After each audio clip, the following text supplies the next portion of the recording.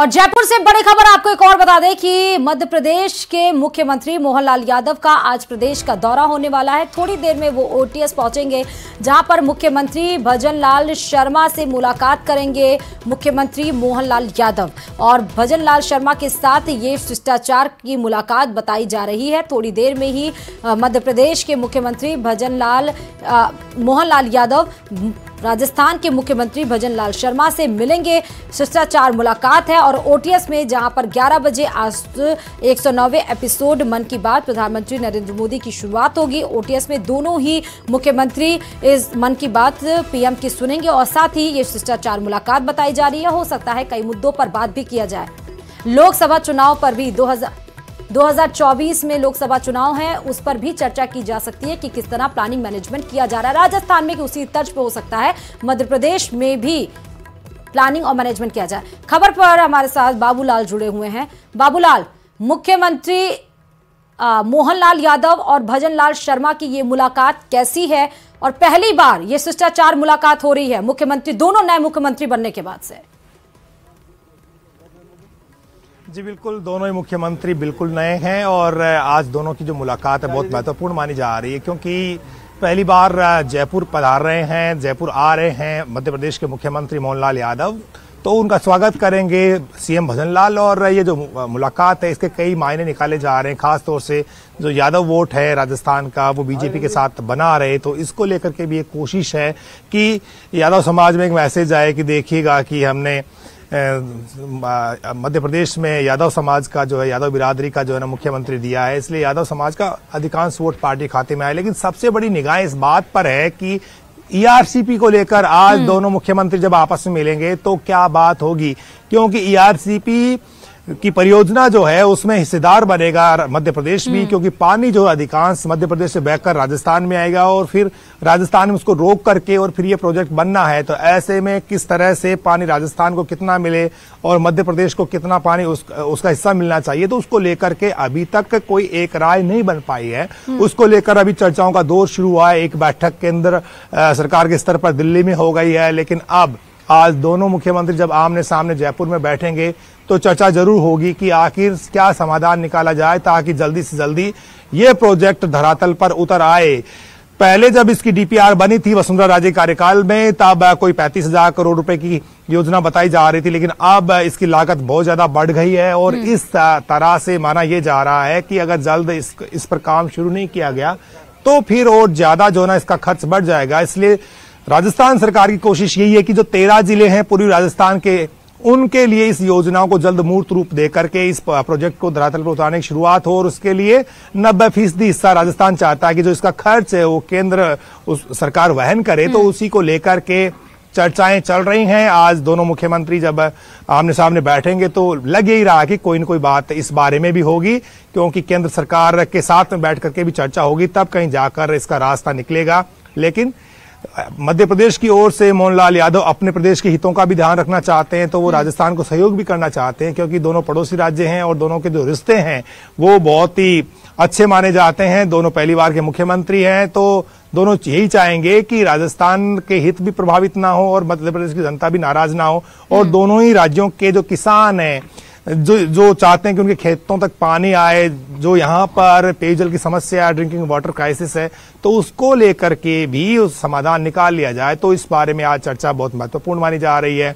थोड़ी देर बाद में सीएम मोहनलाल यादव यहाँ पर पहुंचने वाले हैं और उसी दौरान जो है प्रधानमंत्री नरेंद्र मोदी के मन की बात का जो कार्यक्रम है वो भी चल रहा होगा। तो कुछ देर के लिए ईआरसीपी को लेकर जहां पर मध्य प्रदेश और राजस्थान में एमओयू भी साइन हो चुका है और महत्वपूर्ण है, क्योंकि विपक्ष अब इसको लेकर लगातार हमलावर भी है कि ईआरसीपी खुद की योजना थी, जब हमारी सरकार थी तो इस पर बहुत तंज कसा जा रहा था, इसको जल्द से जल्द लागू किया जाए। लोकसभा चुनाव की दृष्टि से भी ये चर्चा अहम मानी जा सकती है। जी देखिए, बहुत बड़ा मुद्दा है। पिछले जो भी 1-2 चुनाव हुए हैं तो उसमें ईआरसीपी पर वोट मांगे हैं दोनों ही पार्टियों ने, और कांग्रेस की सरकार ने तो कोशिश भी की थी और बड़े बड़े जलसे भी कराए थे पूर्वी राजस्थान में। प्रियंका गांधी को बुलाया था, इसके अलावा मल्लिकार्जुन खड़गे को बुलाकर के कार्यक्रम उन्होंने कराया था, लेकिन पूरी राजस्थान की जनता का जो भरोसा था वो बीजेपी के साथ रहा। इसलिए इस बार जो है कांग्रेस पार्टी सत्ता से बाहर हो गई। इसलिए अब लोकसभा के चुनाव में इन जिलों की तमाम जो लोकसभा की सीटें हैं उनको बीजेपी जीतना चाहती है, अपनी जीत का सिलसिला बरकरार रखना चाहती है। इसलिए इस इलाके की जनता को वो भरोसा देना चाहती है कि हम देखिए आपके हितों की बहुत फिक्र कर रहे हैं और केंद्र के स्तर पर, राज्य के स्तर पर और मध्य प्रदेश सरकार से हमारा बराबर संपर्क बना हुआ है और इस दिशा में हमने कई कदम आगे बढ़ाए हैं। तो एक भरोसा भी पैदा करने की कोशिश की जा रही ताकि मतदाताओं के मन में कोई किसी तरह का संशय ना हो कि भजनलाल सरकार ईआरसीपी को लाने के लिए कोई काम नहीं कर रही है। वो काम करते हुए दिखना चाहती है लोकसभा चुनाव तक, और तब तक कुछ न कुछ कागज पर दस्तावेजों में बाबूलाल तमाम जानकारी देने के लिए। तो शिष्टाचार मुलाकात है, ईआरसीपी अहम मुद्दा है, लोकसभा परिदृश्य से बहुत अहम मुलाकात है और साथ ही यादव वोट को साधने की भी कोशिश की जाएगी। अब खबरों में आगे बढ़ते हुए बताते चले कि प्रदेश में 15 फरवरी को सामूहिक सूर्य नमस्कार के आदेश पर सियासत गर्मा गई है। बीजेपी जहां इसे भारत की सांस्कृतिक परंपरा बता रही है, तो वहीं कांग्रेस राज्य सरकार पर आरएसएस की योजना थोपने का आरोप लगा रही है। रिपोर्ट देखिए।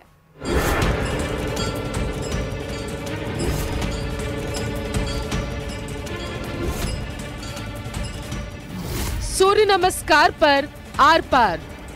आज देश ने दुनिया के अनेक देशों में सूर्य नमस्कार को अंगीकार किया है। फिर बढ़ी सियासी तकरार। राजनीति से प्रेरित होकर भारतीय जनता पार्टी शिक्षा के क्षेत्र में आरएसएस का एजेंडा लागू कर रही है। सबके लिए सूर्य नमस्कार जरूरी।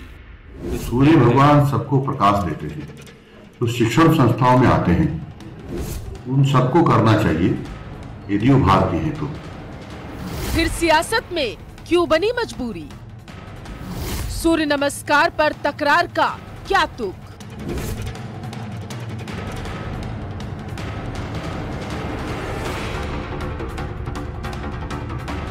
भजनलाल सरकार अपने वादे को अमली जामा पहनाने में जुट गई है। छात्रों को शिक्षित करने के साथ ही संस्कारित करने में भी भिड़ चुकी है।